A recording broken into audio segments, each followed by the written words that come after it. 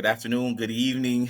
Hey, for those who are joining the D.R.E.A.M.S Podcast today, I want you to really understand the person we have online with us. I have my co-host, Scott Cloden, and we have one of the best to ever do it, Mr. Charlie Ward, joining us. Mr. Ward, how you doing today? I'm doing well. I appreciate you Thank you. guys having me on the podcast. Absolutely. Thanks for joining. In opening, like I said, this is the D.R.E.A.M Podcast. Myself, Jackie Mitchell, my co-host, Scott Cloman. Our podcast is Locker Room from Reality. And so what we try to do and what we will do every week is we bring stories. You know, we have the ability for the former players to bring their story, bring their truths to a platform.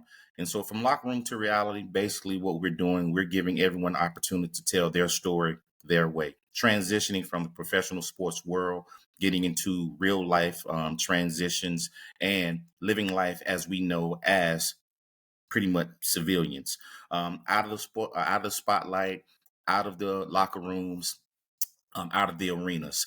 So in doing that, we want to welcome Mr. Charlie Ward to the podcast. And man, it's just a pleasure having you, Charlie. I'm grateful to be on you guys' podcast, dreams. I think we all have them. Absolutely. And sometimes we hit them. I know for me, being a professional athlete was also always something I desired to do. And, you know, when it became a reality, I was grateful for the opportunity. And my upbringing helped prepare me for that reality, which was, as a young kid, like I tell people when I go out to speak, if I could have been a professional athlete in kindergarten, first grade, that would have been me. I would have bypassed all of the academics and all those types of things because God gave me a gift. And that gift was, great hand-eye coordination and just great skills development. Something I enjoyed doing was playing. I got in a lot of trouble at the house, dribbling the basketball. That was a no-no in the house, dribbling the basketball.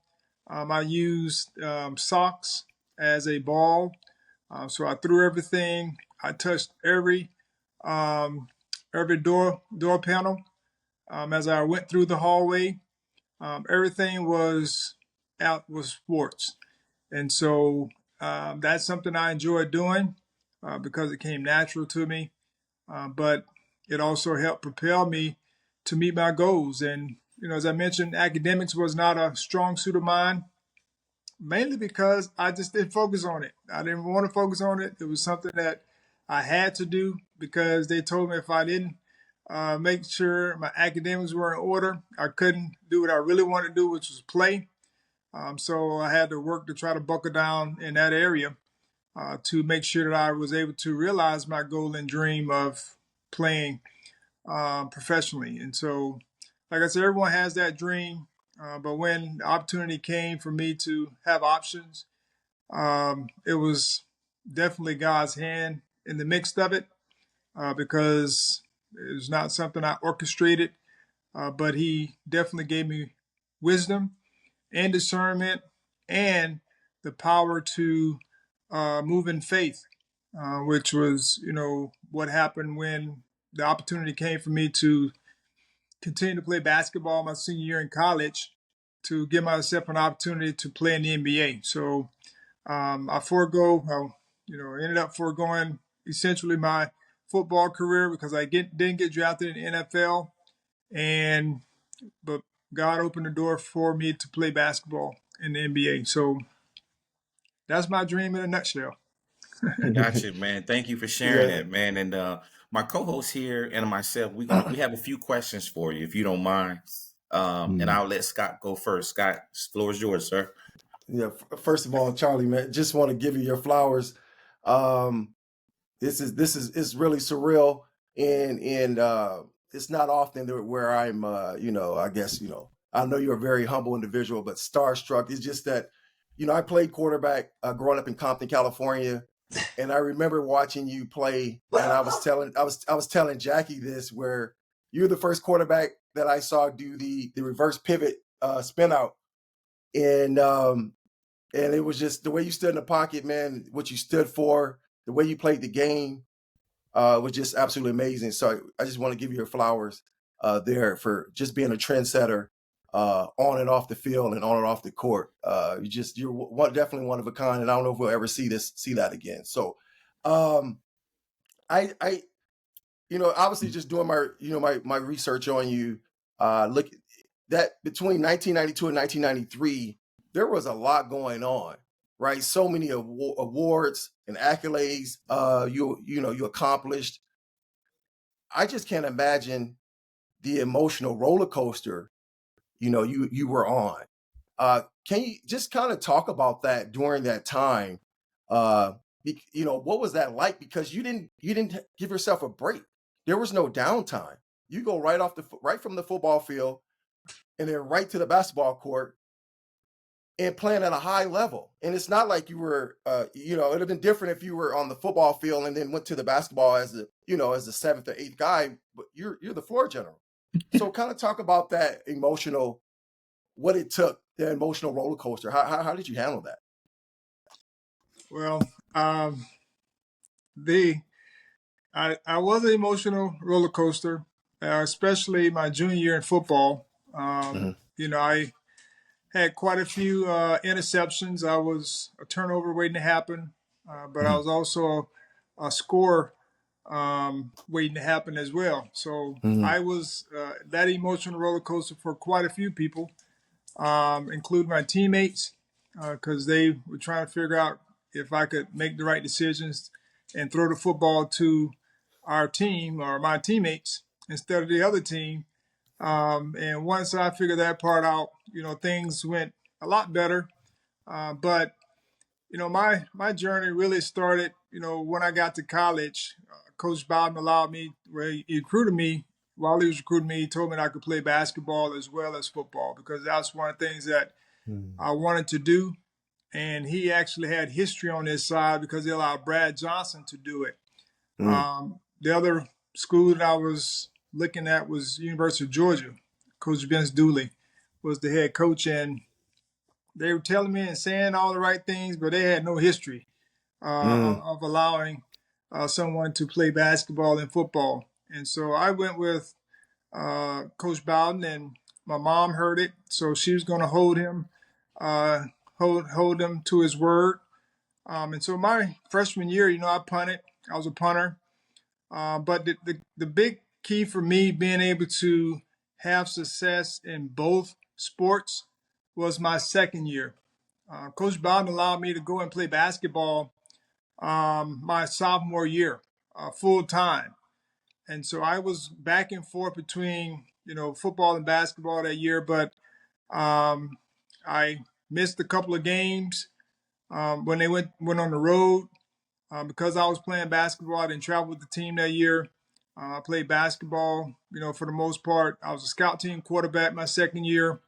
And so I was playing basketball while football season was going on.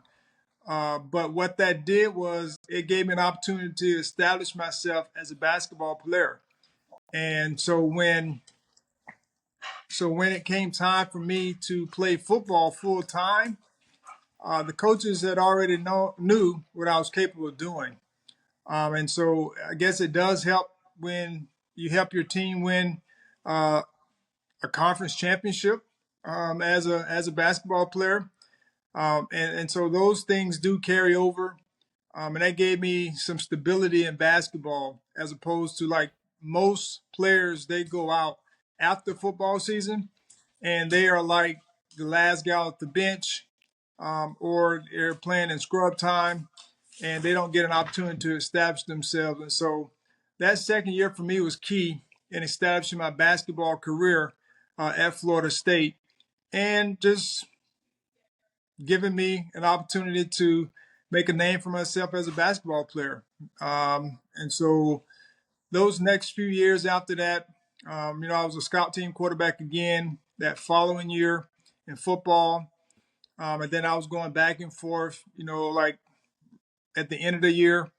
Um, and I played in, a couple of tournaments in December before bowl games. And then once I started playing quarterback, I didn't go back out to basketball until after the football season. And so by that time, in 1992, 91, we started the ACC in basketball. That was the first year that we played in the ACC, ended up beating North Carolina at North Carolina.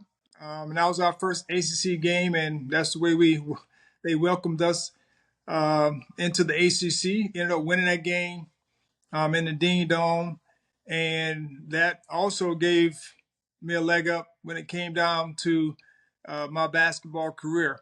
And so, when it was all said and done, the biggest key for me was when you talk about emotional roller coaster. Whenever there's something that you enjoy doing, there's really no emotional roller coaster. Like I told you, if I had a choice, I would play sports like all the time. And so what I was doing in college was no different than what I did in high school. Unfortunate thing for me, I had injuries my freshman and sophomore year during the spring, so I wasn't able to play any sports in the springtime. But if I wasn't injured, I would have been playing, multiple sports, baseball. I ran track my junior year, and I played baseball my senior year in high school. And so, I went from football to basketball to spring sport, and that's what I enjoy doing. So there's no emotional roller coaster. When it came down to my college days, I just had to make sure that I communicated with my professors. They were very helpful in helping me, meet my work requirements as far as academically, because they knew I was traveling during basketball season. And so I was grateful for them allowing me to, work off site whenever I needed to, and helping me through so that I could receive my degree while I was in school. So, like I tell people, when you treat people with respect or you have a certain type of character, people are willing to help you. And so I was grateful that, people were willing to help me achieve my goals. And of course, I had to do my part as well to make that happen. So, I was just grateful that, people were willing to help me achieve that goal of getting my degree while also playing football and basketball. So really, there was no emotional roller coaster besides me making people sick for throwing interceptions my junior year. Well, man, I tell you what I was saying before I froze, I was saying, you never knew this, that I have to say, you were my mark. Like, you were my mark coming out of high school. Like, I played football, basketball, ran track, played baseball as well. You were my mark. So when I got to actually meet you here, like Scott just said, I was kind of in awe, but I didn't say anything. I tried to be cool. I didn't want to be a groupie. You know what I'm saying? Because it was just more of the things that I followed your career, and I somewhat emulated the things you've done, because I played football and basketball in college as well. And so I just thank you for being who you are and do what you've done for the sport. And the question that I have for you, and I know sometimes it's daunting because it's I still don't understand it. So, and I know you've been asked this a million times, so this will be a million and one. For what was going through your mind when you've accumulated all the accolades? You're the best college player in the country, winning the Heisman, coming off a national championship, and regarding football, not getting the opportunity to play in the NFL. I always tell people it was my choice. And so, like all of us, we have choices that we have to make. And one of the big things that I talk to people whenever I go out and speak is, whatever choices you make, you have to be willing to live with the consequences. And Absolutely. so a lot of times we make choices, and sometimes we don't know what the consequences are going to be. whether it's losing your job or not missing out on an opportunity because of a choice that you made. That was me. I missed out on an opportunity because of a choice I made. I made the choice to play basketball my senior year in college. And when I made that decision, I made it for the right reason. That's another point I always talk about. God honors our heart. My heart was in the right place for playing my senior year basketball, which was to be a senior leader on the basketball team. I wasn't really worried about, what the team outcome was going to be. None of those things. I was just doing what I thought was the right thing, which was to be a senior leader. We were 500 that year, didn't make the tournament, but it was a great blessing for me because it left the door open for an NBA career. And so I missed the combine because I was playing basketball. Ended up doing a pro day at Florida State. And of course, I did go back to the combine where they have the doctors and if you have injuries and those types of things. So I did talk to doctors for the NFL. Did the pro day on campus. At that time, I was working out for basketball because I made a decision that I needed to work more, to work on my skill development more in basketball than football.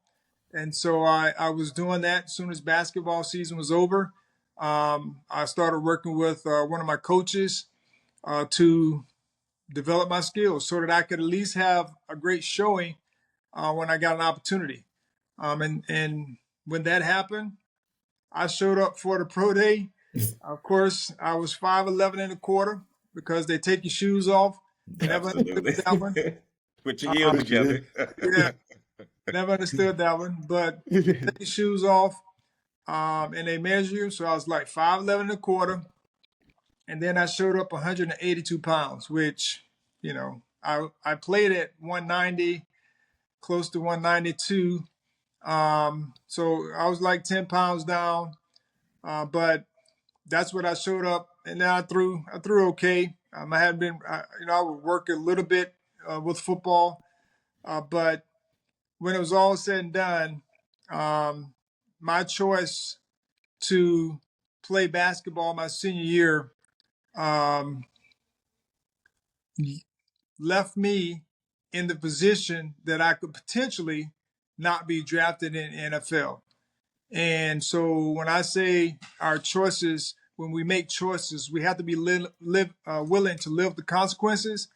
That I'm a living example of that because that was a big choice. And a lot of people didn't understand why the NFL didn't choose me. It's their choice because I even doubled down on the deal and said that if I didn't get drafted in the first round, then, I would consider my other options. And at that time, I knew guys like myself wasn't getting drafted in the first round. Regardless of what, I got NFL projection, I was third or fourth round, and that was normal for a guy like me. Mainly size, height wise, those guys were going third or fourth round. That was just the times. In this day and age, it's totally different. Guys my size, and play like me in a lot of ways. They're getting drafted, number one picks and first round. So it's just a sign of the times. There are guys who are drafted in the NFL doing in my class that didn't pan out well. And so they got drafted because they were a certain height and they played a certain way. And that's just the way it was at that time. And so I like I said, I made a decision, then doubled down on it with another decision. And it was all, trusting that God was going to, my prayer was close the door, open the door, doing that whole process. And he ended up closing the NFL door to where I didn't have to make a decision or a choice on, which sport I was going to play. And he opened the door in the NBA, which when the NFL draft came and went, I didn't have a clue that I would be a first round pick in the NBA. But what I did have a clue was I was going to work towards being the best that I could be to make sure that I have an opportunity to be a first round pick. And God honored my heart, as I mentioned, that I was doing the things for the right reasons and putting the time and energy in. And of course, it also helps to have people that are advocates for you. So my coach that I was working with was kind of like my advocate, serving as an agent in a sense as well. He knew some people in the NBA, and he shared with them, what I was doing, and he gave me opportunities to be in like the NABC All Star Game. Which the crazy part about that was, I was a football guy, and my whole mission when I was playing in those type of environments during the NBA draft process, my whole goal was just to play even with those other guys because that's what they did full time, Absolutely. And if I could just play somewhat even or play to my strengths, then I could potentially have an opportunity to go before a lot of those guys. And so in the NABC All Star Game, I had Coach Big House Gaines. The late Big House Gaines was my coach, which was a great, Winston-Salem State. Winston-Salem yeah, State, baby. Yeah. which was a great blessing for me. And the crazy part about all of that game was I ended up winning the MVP of the game. And that was like, crazy because I didn't do anything spectacular from an offensive standpoint.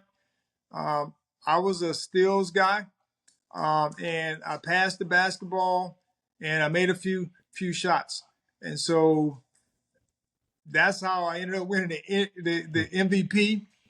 Then I went on a tour, Nike tour, with Coach Calipari and Todd Bozeman.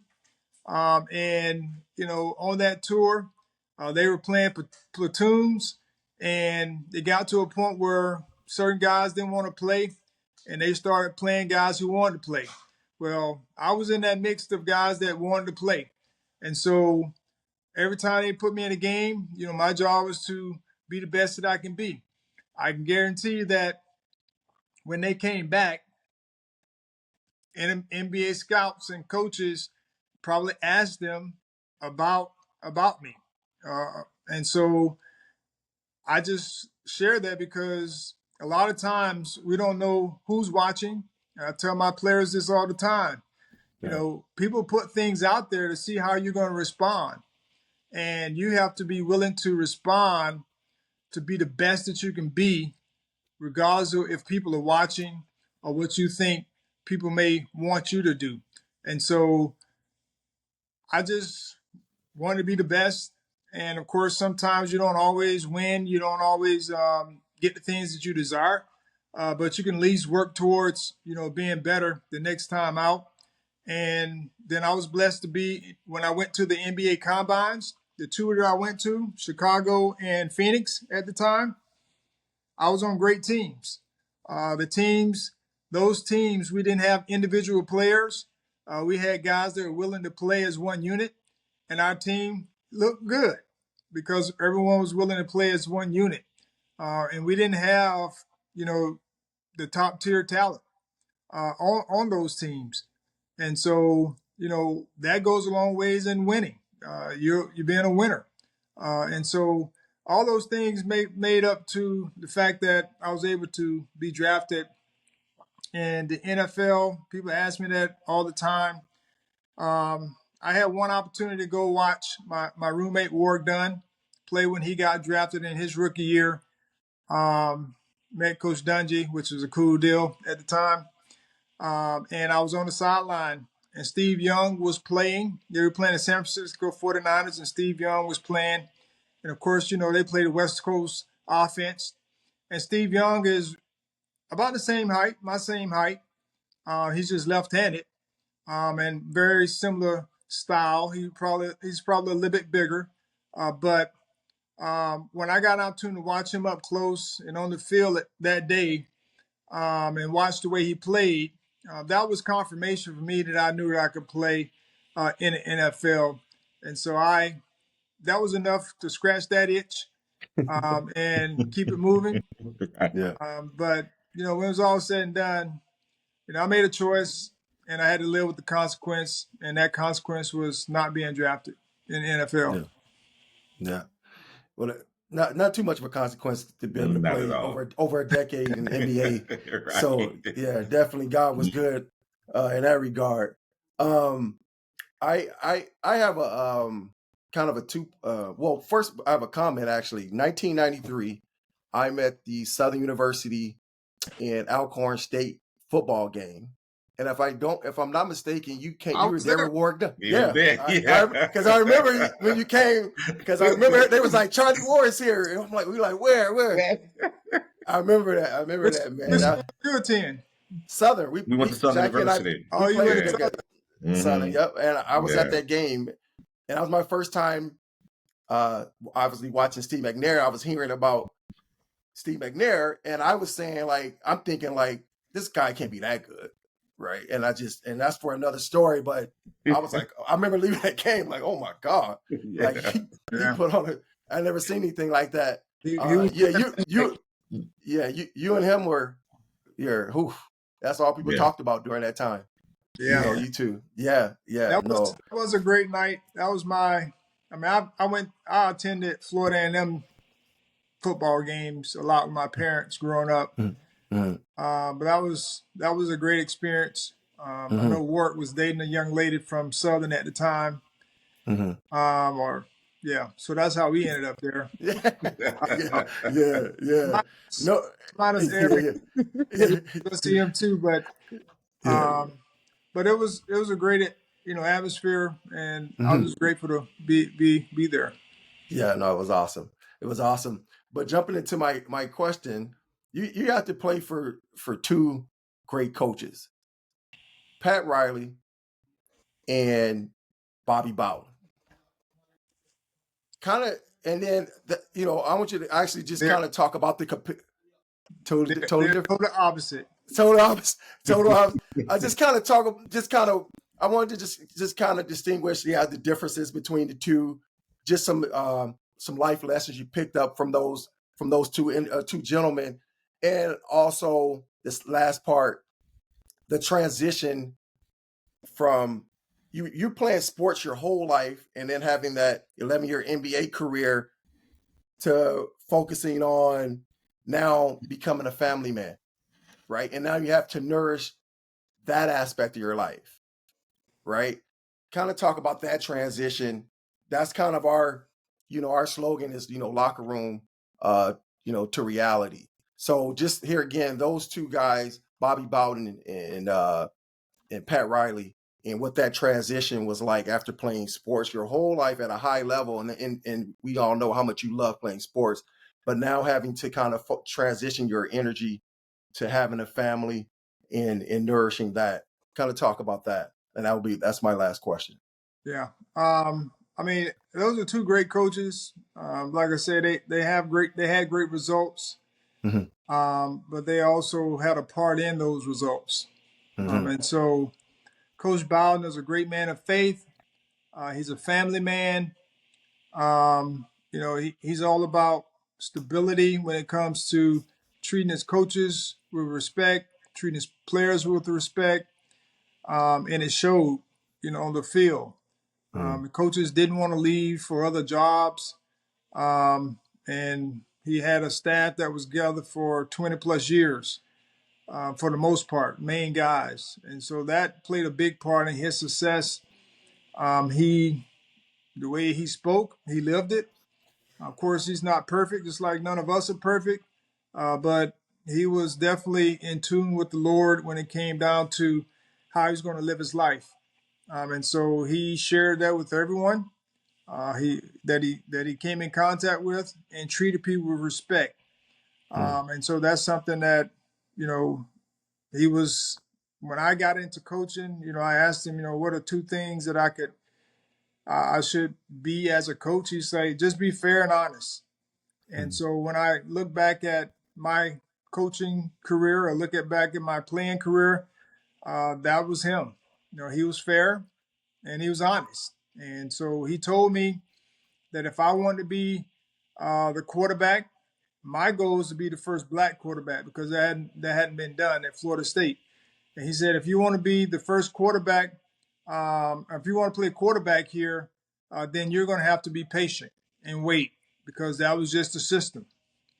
There were guys in front of me when I got there, and I had to wait 3 years to play quarterback.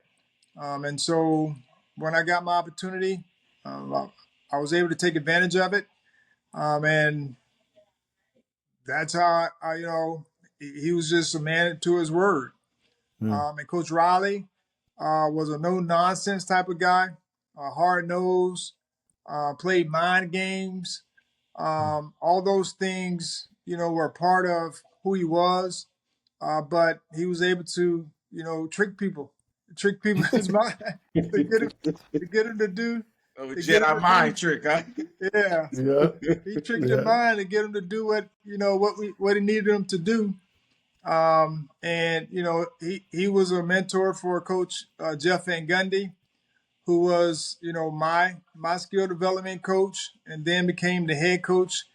He gave me my first opportunity to play in a rotation in the NBA, and so one thing Coach Riley taught me, or a couple of things he taught me. One, I was coming in as a rookie, and he had this. I'm sure if you athletes know this test, this running test that we had to pass in the preseason, and I was like, man, I hated tests at first.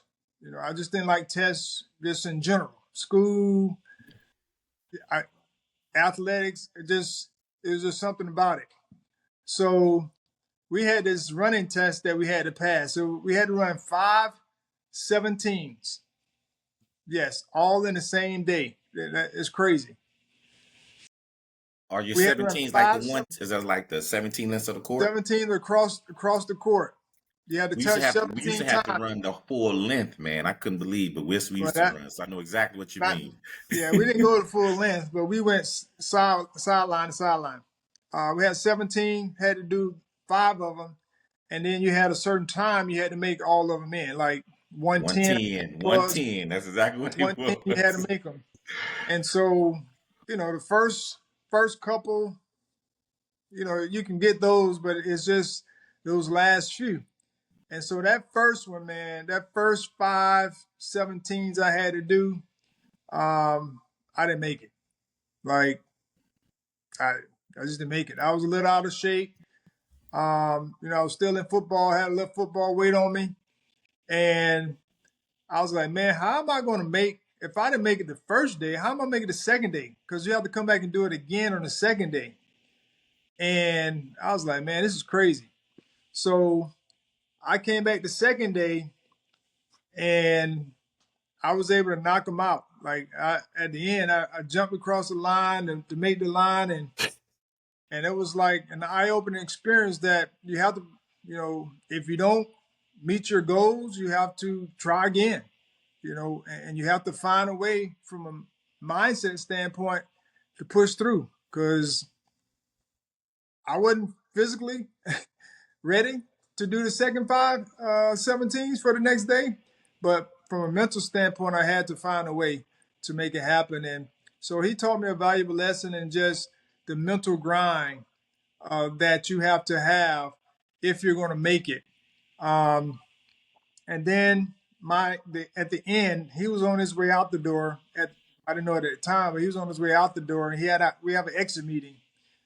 And so I was upset that I didn't get a chance to play all my rookie year.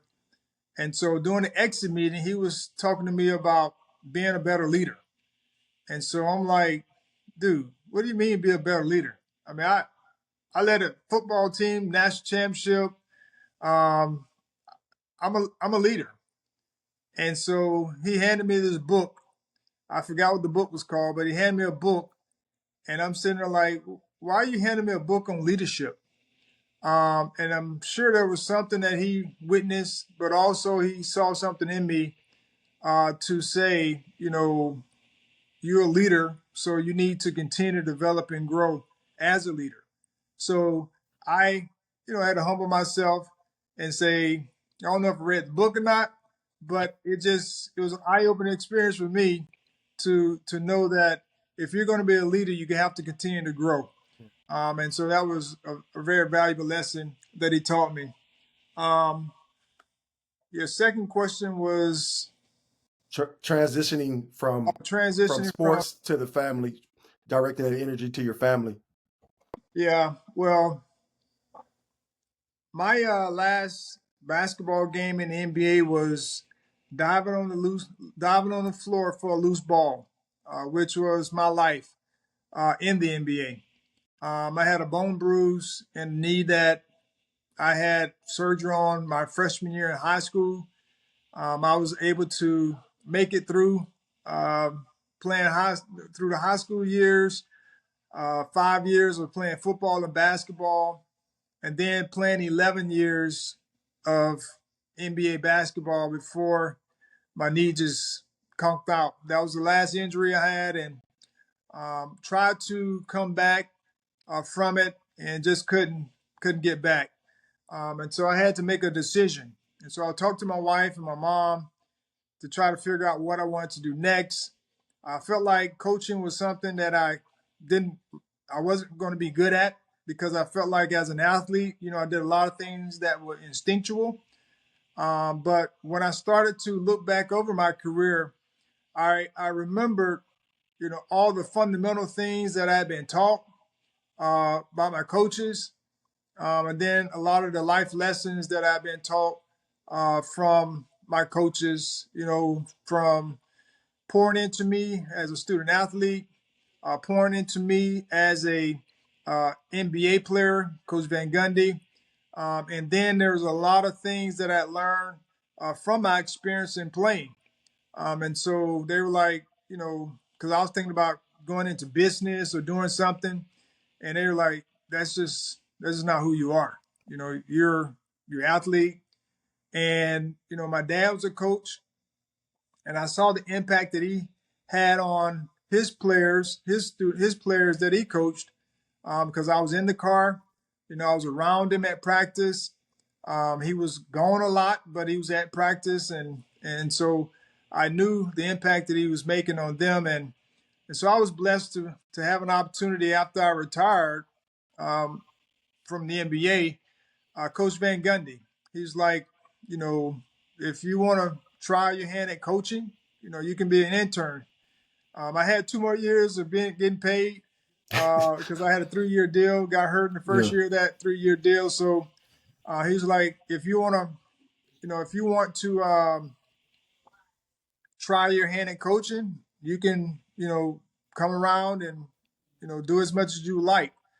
Well, for me, that meant I was going to be there every day because I want to learn. If I'm going to be involved, I was going I was going to be there to learn and grow. And so they started giving me some responsibilities, some small responsibilities. And then the next year, Patrick Ewing left the bench. He was a bench coach. He left the bench to go to Orlando to be an assistant, get a higher position. He left to go to Orlando. And so they promoted me to be one of the behind the bench coaches. And I got an opportunity to start working with some of the younger players and helping them to navigate their way through the NBA lifestyle, whether it's through their training, through watching film, or just helping them with um, their choices outside of the sport. So just trying to help them navigate, life, so they can, have a long lasting career like I did.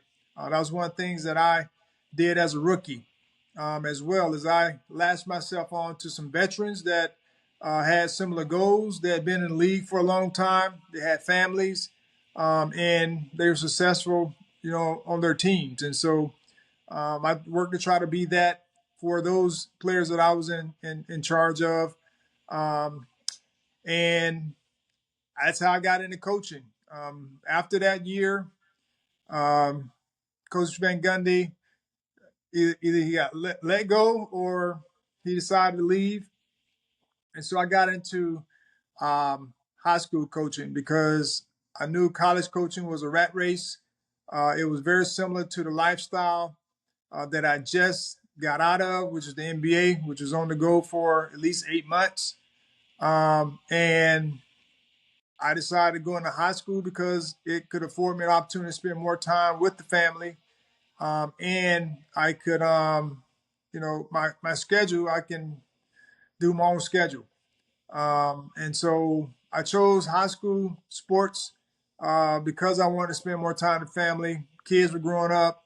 And I was missing, of course, a lot of birthdays and special dates with the kids and the wife because I was on the road a lot. And so this afforded me the opportunity to at least be at home around holidays and um, birthdays and special dates that they were having for school or those types of things. So that's why I chose high school coach, being a high school coach. And, I've been doing it for the past almost 17 years now. It's amazing. Yeah, man, I just I applaud you, Charlie, because it's like sitting here and listening. And I told Scott this before we got on. It's like I don't want to sound crazy, but it's like I'm in awe. And the reason I say that is because of with that transition, with the choices that you made, the biggest thing about that, you believed in you. You betted on you. You see what I'm saying? And so a lot of people aren't able to do that. They're afraid to do it because it's like you said, you got to live with the consequences, and no one should ever be the shoulda, woulda, coulda. Oh, if I done this, or if I done that. So, man, I just applaud you for and your support system. Because in doing that, you had to have, the support, whether it be from your mom, your dad, Coach Van Gundy, like you said, your skills development coach, Coach Bowden. And man, that right there alone gives the elite, it makes them an elitist. As crazy as it sounds, but like you said, the book that they wrote, once in a lifetime athlete, and it just speaks volume of, like you said, given the opportunity, you make the best of it. My last question it's going to that, but you touched on it earlier, but you stated that you didn't like academics. You was like, you didn't do the academic part, but having parents as a teacher and a librarian, how can you not be worrying about academics? Like, I'm thinking like mom and pops are Yeah. like, hey, you got to get Yeah. this done. You got to do this. We got to get this to do this. Cause the crazy part about it is like, I'm sure academic was extremely important in your household. And what are some of the lessons that your parents have taught you that you give to your kids and to some of the kids that you're coaching? I mean, when I was not liking academics, it was because I was more interested in something else. And so that was essentially what it was. Once I got to a point where, it was something I enjoyed. And, it wasn't like when I was in elementary school, I was a daydreamer. So I would get docked for being a daydreamer, which when the teacher's talking, you don't need to be staring out the window. Well, that's what I was doing because I'm thinking of other things. And, I didn't want to apply myself, discipline myself to do something I didn't like doing, which was, homework. Like, I want to go out and play. But I knew I had to do my homework, so I would just go, scribble through quickly to do my homework just so I could go out and play. Of course, with that, there are errors, and then you have to come back. And so I never really got that theme or thought process. Like if you do it well the first time, you won't have to come back and do it again. Yeah. From an academic standpoint. And so that's something that I had to learn over my time. And the crazy part about it was the subject areas that my dad and my mom were over. I really didn't like. So reading was one. My mom's a librarian, and then history. I just wasn't a big fan of history. My dad was a history teacher. But my mom found a way to teach me that reading was okay. So she started putting Sports Illustrators and having me read about heroes, sport heroes. So those things piqued my interest to help me to, I had to do book reports on those guys and ladies as well. And so that helped me to start to understand that, the importance of reading. Because as we all know, reading is just the fundamental thing that you have to have if you want to be successful.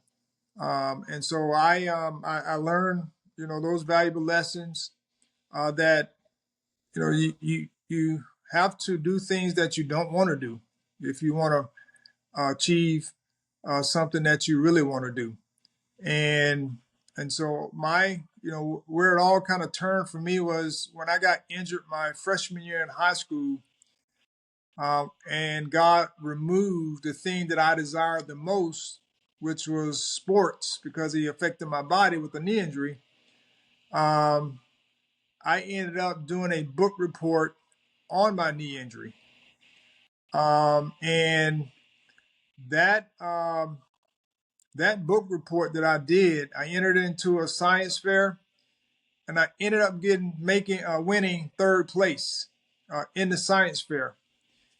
And that was an inspiration to me when it came from an academic standpoint, because that was like success, like you won a ribbon. And I think after that point, it gave me the mindset that you can do it. You can be an academic student. You just have to apply yourself. Remove some of the distractions, which sports at that time was a distraction because I wasn't focusing on that portion of my life. But when that part of my life was removed and I was able to focus on the academic portion, I could be successful. And so that helped me to understand and know that, from an academic standpoint, I could apply myself and be successful. And so I learned those valuable lessons, through those challenges that I learned from my parents, growing up. My dad taught me a lot of lessons through me watching him, how he responded to some of his players. They were fatherless, and he was their father and coach and teacher. He was everything. They called him. Um, when they got in trouble, they called him. And his sacrifice to them was bigger than our family. So he would, I remember one guy called and he was in jail, and they actually put up the house for this guy. Yes, it sounds crazy, but that just goes to show you his heart for the players that he coached. We were blessed that it worked out. you know, He didn't jump bail. He didn't jump down on you, see? we didn't lose our house, but Oh my God. that's just the heart. Yeah, Like I say, God honors our heart, and so His absolutely. heart was to be there for that young guy that didn't have a father, and the person that they called was my dad, and so just watching that, that impact that he made, they have a relationship even to this day. Like a lot of his players still call him. Of course, they're all grown, and there's some in their 60s, and they're still giving him a call. They come by and see him.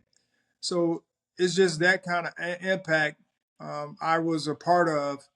And of course, he was who he was at the house as well. And so those are great role models for, myself. And, I could be a better husband. I can be a better father, just like be a better coach. We all can be better. But we have to do the things that we feel is best to be able to continue to make an impact as a husband, as a father, and be willing to grow, and even as a coach. Yeah. Yeah. Absolutely, That's man. awesome. Charlie, man, I am podcast is D.R.E.A.M.S Podcast, discipline, respect, education, accountability, mastering success. Um, Is first that off, do you have a is that an acronym? that's what Mhm. Dreams Podcast, discipline, respect, education, accountability, maturation, success.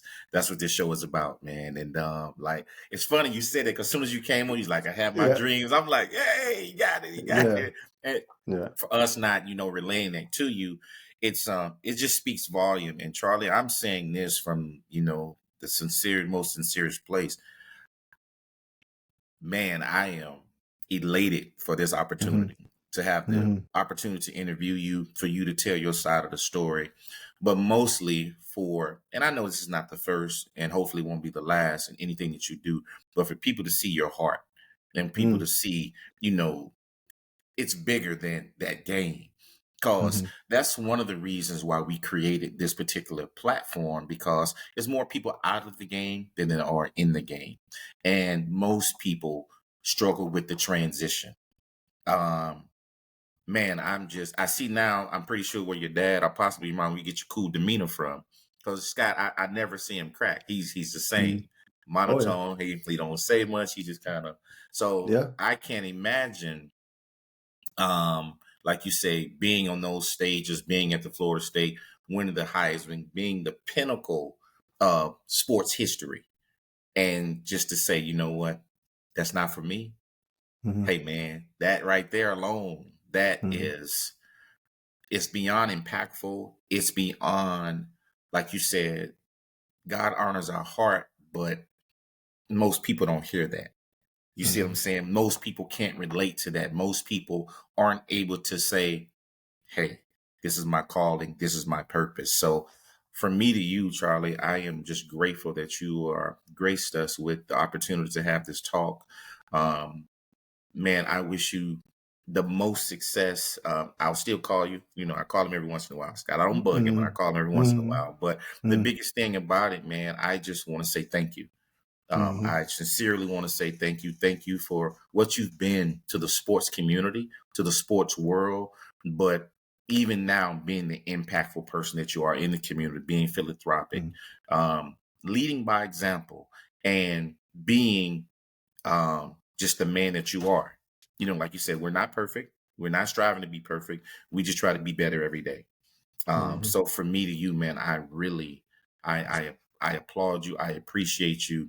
I'm a fan first, and I know you, personally, but it's beyond that now. Having this opportunity to learn more about you, and I just thank you for sharing, Scott. I'll give you a chance to Yeah. say some words. No, Yes, I just want to say thank you. I leave this episode inspired to be more impactful.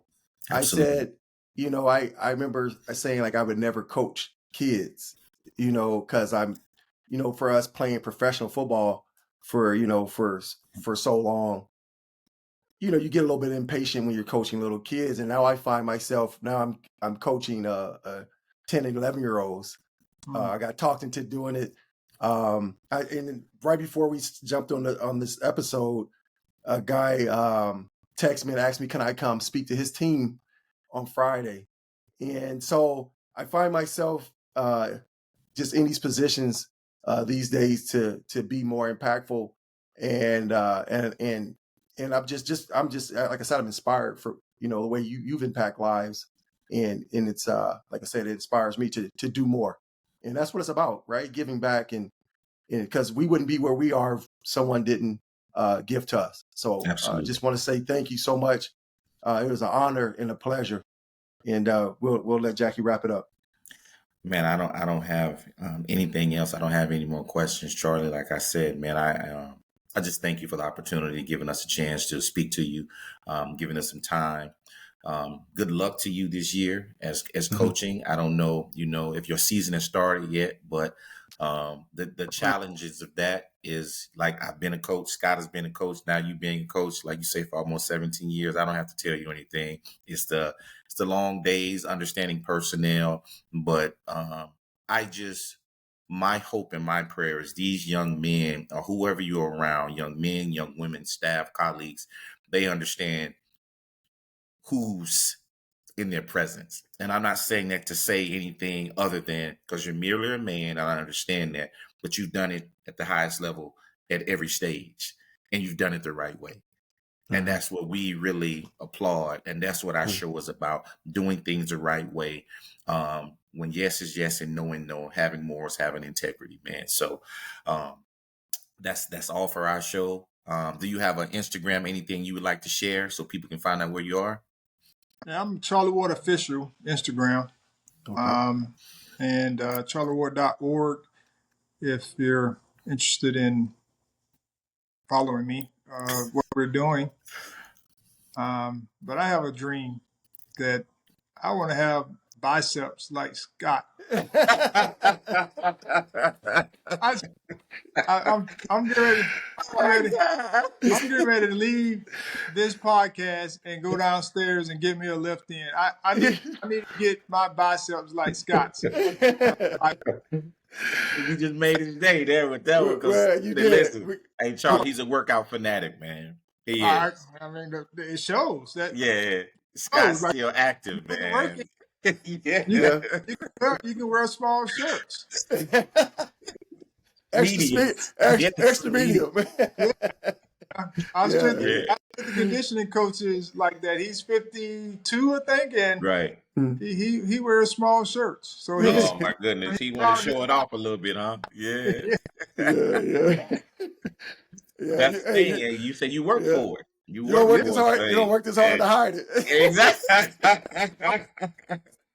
That's solid, good man. That's solid. But Charlie, man, any other words you want to leave us with? If not, man, we just want to say once again from D.R.E.A.M Podcast, from Locker Room to Reality, it's been an absolute blast. It's been a pleasure, and want to thank you again, man. Well, this is my last quote. I use this quote all the time, or not a quote, but a statement. Whatever happens in our lives is part of God's plan. Absolutely. Absolutely. It's all a mindset. It's a mindset to know that everything that happens in our life is part of God's plan for us to learn something from. And I have a big formula that I've created. It's not dreams, but it's P squared. It's P squared plus C squared plus E squared plus F plus L squared equals, believe it or not, it equals 100 when you do the formula. The formula is based around, if you place 1 in all of the letters, you get to equal 100. So the 1 represents making sure that we serve our Heavenly Father. He's the one and only audience that we have. And the 100 equals success. But all those letters represent words. P squared, purpose, preparation. C squared, communication. And if you're an athlete, competition. E squared represents effort. Excel in your role if you're an athlete or anything. F means finish. Finish what you start. And then the L squared means learn from and live with the results. All those mixed together, it's a formula, and they all represent our life if we want to be successful, because we got to persevere through, that's another P, persevere through the tough times. We got to prepare. We have to be patient. We got to excel in our role. We got to execute our game plan, whether it's in life or whatever it may be, family, and then we got to finish all those things. So it's a great formula. Mhm. I had the mathematicians go through it, and God gave me that. And so the mathematicians say it's a good formula. It equals 100. It Mhm. just happened. So just want to share that. I mean, Yeah. I thank you, man. Beautiful. And we speak about, we speak about those things on the podcast. And I just, once again, I thank you for sharing that, because everything is God driven. Everything is God's purpose, and one of the things that, like dreams, um, I'm literally sitting and it came to me. So Mhm. just like you came with your formula. So I totally understand what you're saying. And when I shared it with Scott, and I was just like, Scott, I got an idea. And he was like, hey, man, we're going to do this podcast. I was like, what you think about this? And he was like, oh, that's it. And so just like your Mhm. formula, I was elated about my formula.